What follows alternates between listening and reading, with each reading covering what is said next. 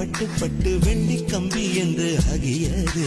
கம்பஞ்சக்கையுந்தன் கண்கள் தொட்டு தொட்டு தங்கச்சிறப்பம் என்று மாறியது.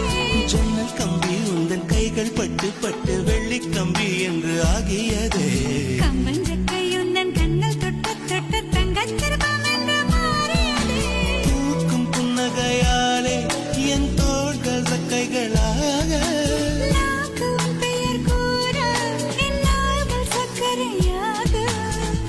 கீழ் தடுமாற்றம் தந்த என் கால்வெண்ணில் நான் பறிந்து வைத்து சூரியன் ஒளிருகின்றது.